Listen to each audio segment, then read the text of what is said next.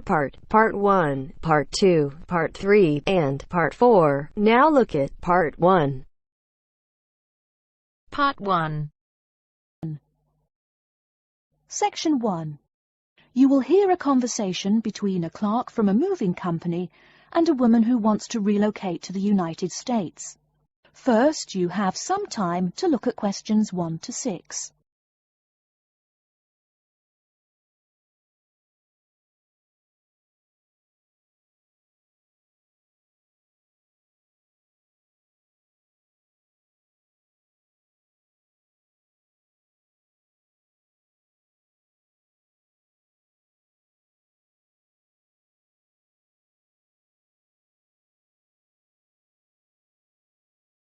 Listen carefully and answer questions 1 to 6. Good morning, ma'am, and welcome to Australia's Moving Experience. How can I help you? Well, I hope you can help me. I'm so up in the air right now. Just calm down now. Let me guess. You're moving and it has you a little confused.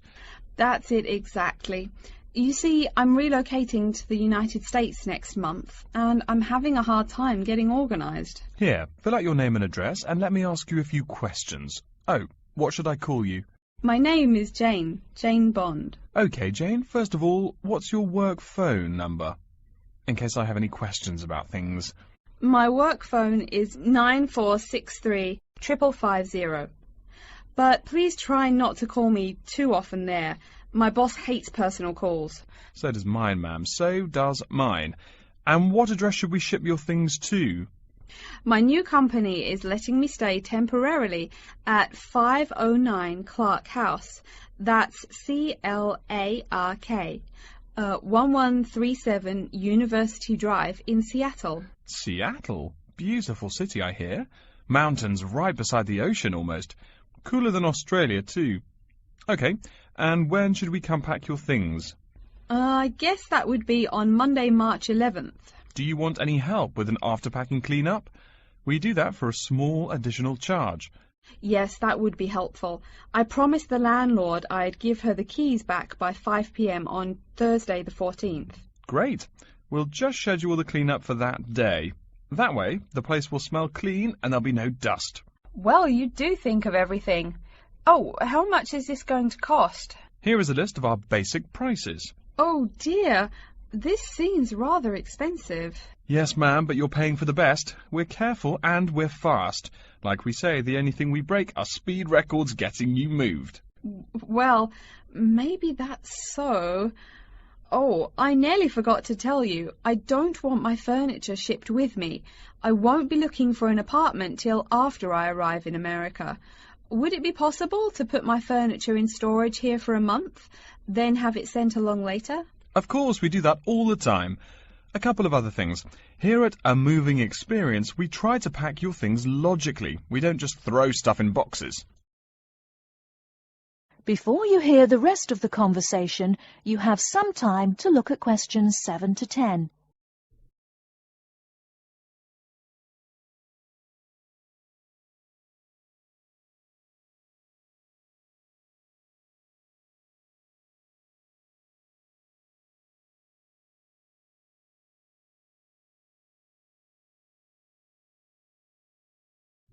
Now listen and answer questions 7 to 10. Do you have any special requests? You know, things you want packed in some special place, so you know where to find them. Like what? Oh, I don't know. Things like dishes, maybe. Not to be rude, but you look like a lady who likes to eat. Ah, yes, I need my dishes and things where I can find them quickly. Great. We'll put those dishes and cutlery in what we call the emergency pack. Can you think of anything else? I do have an antique tea kettle my great-grandmother gave my mother. I wouldn't want to lose that. So I guess you'd better put that in storage with the furniture.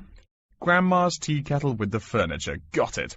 Say, how about things like your alarm clock? You don't want to miss your plane on the big day, right? Well, you certainly think of everything. Yes, that's right. I'll also need my alarm clock where I can find it. Fine, we'll put that in your personal package. And of course, we'll give you a list of where we pack everything. So all you'll have to do on Thursday the 14th is grab your luggage on your way out the door. I couldn't help noticing the new CD player you're carrying. Is that a Samsung? Why, yes it is. One of their best. Cost me nearly $100, it did. Do you want to take special care of it? I mean, it's brand new. Take care of it, but nothing special. You can just put it in storage with the furniture. That looks like everything we need here. I guess you're all set. That was certainly quick.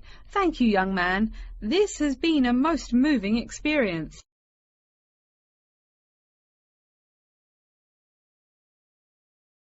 That is the end of part 1. You now have half a minute to check your answers.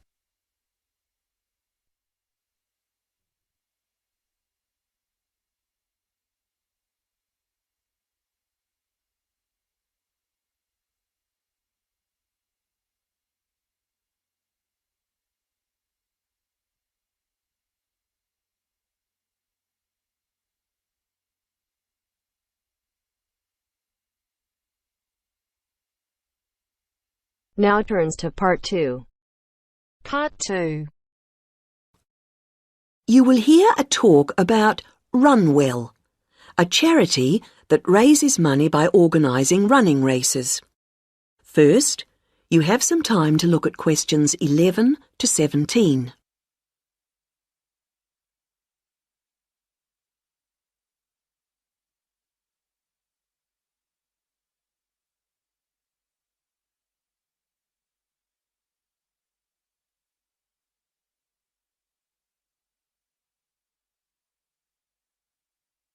Now listen to the first part of the talk and answer questions 11 to 17.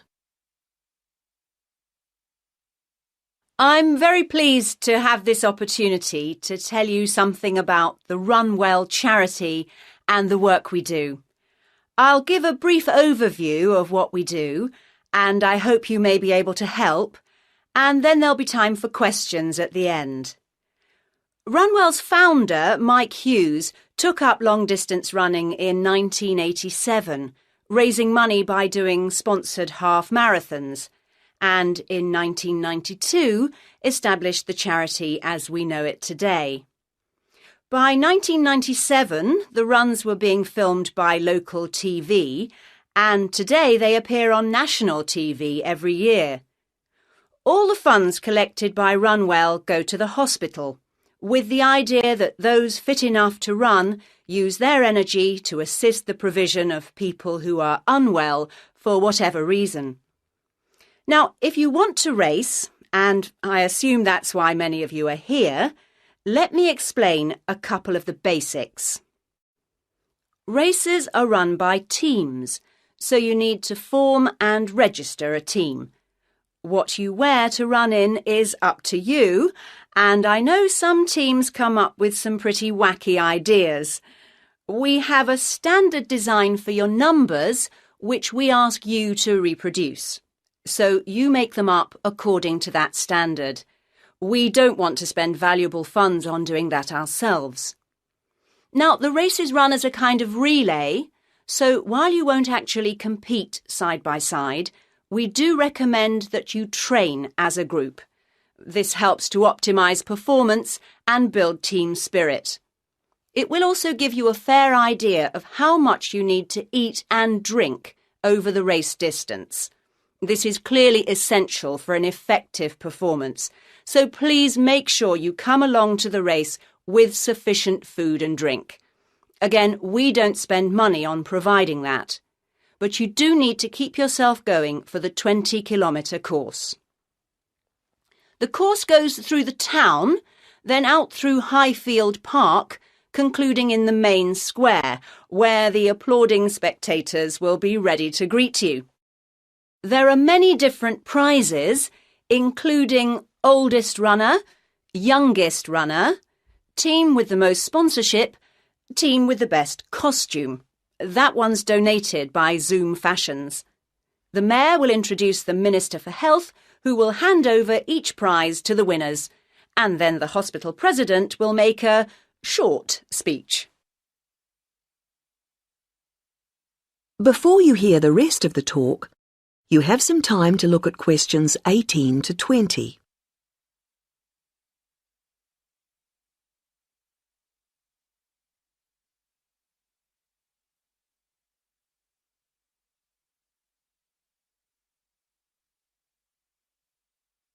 Now listen and answer questions 18 to 20.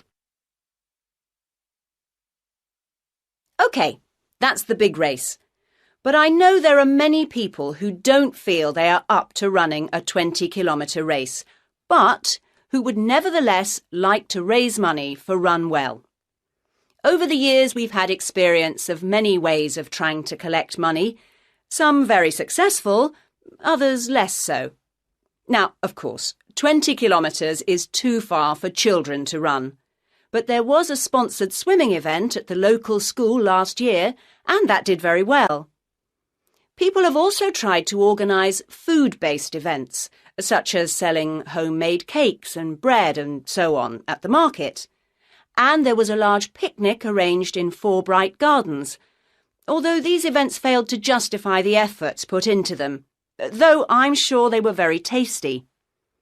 These days, so many people are out at work all day that going from house to collect money isn't very effective. But it is possible to raise useful funds by selling small promotional items, such as badges with the Run Well motif on them. We're currently checking to see if postcards, perhaps showing the race's winners each year, might also be a good idea or not. We do appreciate the efforts that have gone into selling second-hand goods, but to be honest, the returns have not been very high on this. One very dedicated group organised a team quiz recently, which went very well, and it would be good to see more such activities. There's also been talk of a concert, but we'll have to see how plans for that progress. Now, are there any questions at this stage?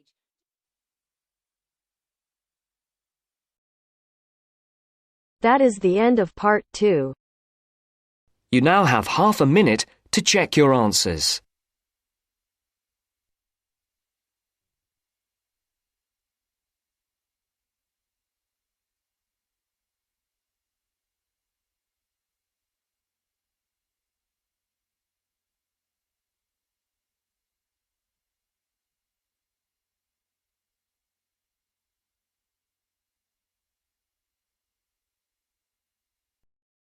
Part 3. You will hear a student called Tina asking Professor Van Diesen for advice on choosing courses. First, you have some time to look at questions 21 to 26.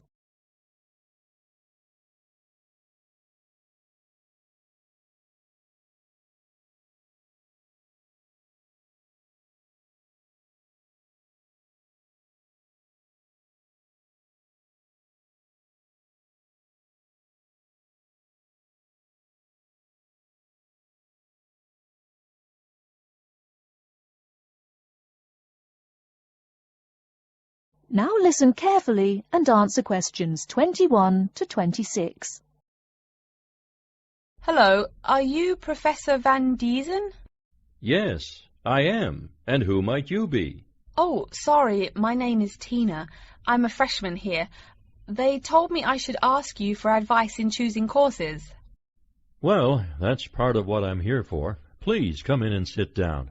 Now, what are your questions? I almost don't know. Everything is so confusing. Like, what is a specialized course? Oh, easy. A specialized course is one that is compulsory, meaning it's a requirement for your major and regular, so you can't place out by taking a proficiency exam. That sounds pretty strict. Then what are all these general courses? I seem to have to take so many. Nothing to be alarmed over. These are courses open to all students and not directly related to your major. The university offers these general courses to choose so that you can become more well-rounded individuals. For example, I see you're a microbiology major, so it might be a good idea to take some literature or history courses so that you can know something besides all science. You mean these courses are like for fun? That might be one way to look at it, but don't tell the literature professor such a thing. Think of a general course as the opposite of a specified course. A specified course is one that pertains directly to your major. So, can I take any microbiology course I want? Let's see. Oh, those courses used to be open to microbiology students only. The good thing is now it's open to students on a flexible schedule, so it's not only for full-time students. So the answer is yes, if you have the instructor's permission. May I ask you why you chose microbiology? Well, I also like plain old biology too. You know, full-size animals. I might even become a veterinarian. Could I take some biology classes? Well, they are open to full-time students only, which I believe is what you are. I don't know how a freshman would get along with microbiology, though. I mean, most of the students presently looking into it are from off-campus. Off-campus? Yes, you know, people who use it in their work at hospitals, laboratories, even a police detective. Why did you choose microbiology, if I may ask? I don't think you quite answered that. Well, eventually I want to be a doctor. At least my dad tells me so. If I may say so, young lady, you seem a little uncertain. Still, I think that might be a good idea for a career. Of course, if you're thinking about being either a doctor or a vet, you should take some medical science classes before you even think of applying to med school. Great! What should I take? There is one small problem.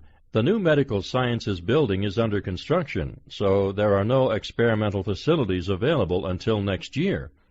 I'm afraid you'll have to wait, but don't forget to take those courses at the first opportunity. Oh, bummer. Is there any other course you'd recommend for someone like me?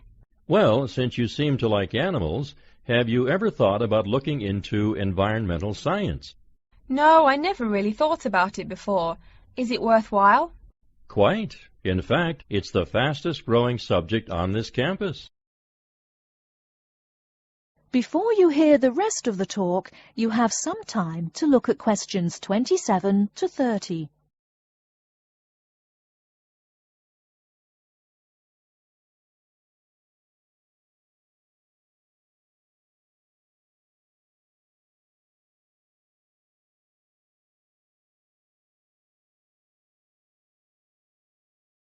Now listen and answer questions 27 to 30. I'm sorry, I couldn't help noticing the long list of classes you've written out there. May I have a look? Oh, sure. Medical science, statistics, laboratory techniques, medicine, mathematics, computing. My, a bit of everything here. Is it too much? For your first semester, yes. What I suggest is starting out by taking the compulsory courses. Like we said before, the medical science can wait. Consider taking that in your sophomore year. I think I'd put off computing, too. I recommend to all freshmen that I talk to get the compulsory mathematics out of the way as early as possible, so take that one. It'll be one less difficult course you have to focus on when the science lab opens next year, and you have to catch up on classes like laboratory techniques. Your major also requires statistics, so you have to balance 2 math classes, and no doubt you should take that. Otherwise, get your required medicine course out of the way by taking something theory-based. Oh, of course, and your environmental science class, if you're interested. The others can wait, though I think computing is definitely a good idea, even though it's not required. I see, too, on your paper there, you seem to have had high marks on the entrance exam. Yeah, I guess so. Don't be shy. Have you thought about applying for a scholarship? Do they have any? I mean, my dad is always complaining about how much money it costs him. In your department, there are actually 3 full scholarships available. They cover tuition and provide $1,500 cash. $1,500 cash? Party! Please, miss, the money is intended more as a textbook allowance, not party money. If you promise to behave, I'll show you how to apply. Great, and thanks.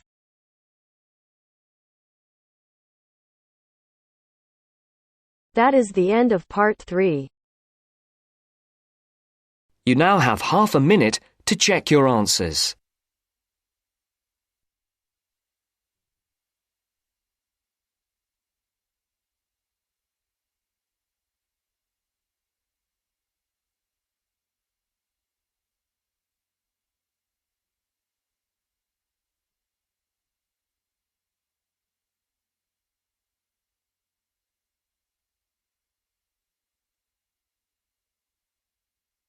Now turns to Part 4. Part 4. You will hear an extract from a university lecture on the topic of marketing.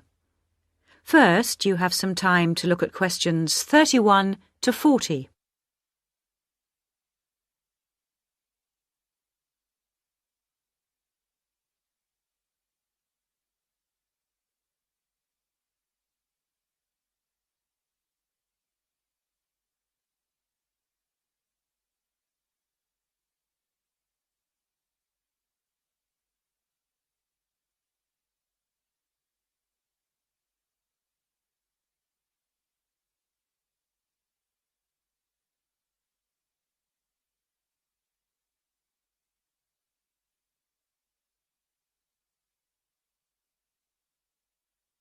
Now listen carefully and answer questions 31 to 40. Last week we looked at some general principles associated with marketing, and today I'd like to look at some of those points in a little more detail. So, what is marketing? Or put another way, what does the term marketing mean? Many people think of it simply as the process of selling and advertising. And this is hardly surprising when every day we are bombarded with television adverts, mail shots, and telephone sales. But selling and advertising are only two functions of marketing. In fact, marketing, more than any other business function, deals with customers. So perhaps the simplest definition is this one. Marketing is the delivery of customer value and satisfaction at a profit. In other words, finding customers, keeping those customers happy, and making money out of the process. The most basic concept underlying marketing is the concept of human needs. These include basic physical needs for things like food, as well as warmth and safety. And marketers don't invent these needs. They're a basic part of our human makeup. So, besides physical needs, there are also social needs, for instance, the need to belong and to be wanted. And in addition to social needs, we have the need for knowledge and self-expression, often referred to as individual needs. As societies evolve, members of that society start to see things not so much in terms of what they need, but in terms of what they want. And when people have enough money, these wants become demands. Now, it's important for the managers in a company to understand what their customers want if they're going to create effective marketing strategies. So there are various ways of doing this. One way at supermarkets, for instance, is to interview customers while they're doing their shopping. They can be asked about their buying preferences, and then the results of the survey can be analyzed. This provides reliable feedback on which to base future marketing strategies.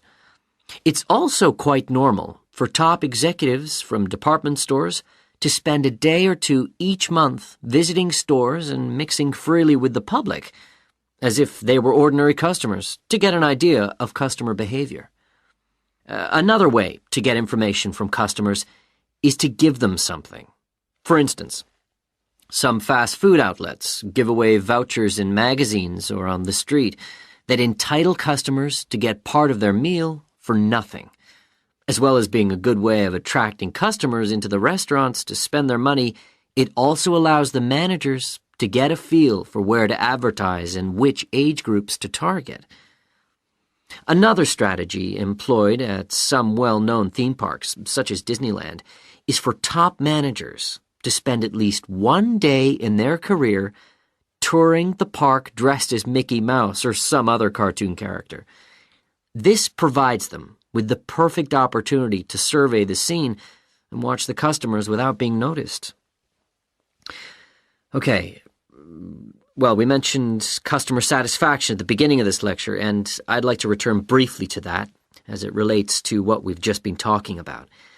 If the performance of a product falls short of the customer's expectations, the buyer is going to be dissatisfied. In other words, if the product you buy isn't as good as you'd expected, then the chances are you'll be unhappy about it. If, on the other hand, performance matches expectations and the product you buy is as good as you expected, then generally speaking, the buyer is satisfied. But smart companies should aim one step higher. They should aim to delight customers by promising only what they can be sure of delivering and then delivering much more than they promised. So then, if, as sometimes happens, performance is better than expected, the buyer is delighted and is twice as likely to come back to the store. Now, let's move on to look at the role of advertising.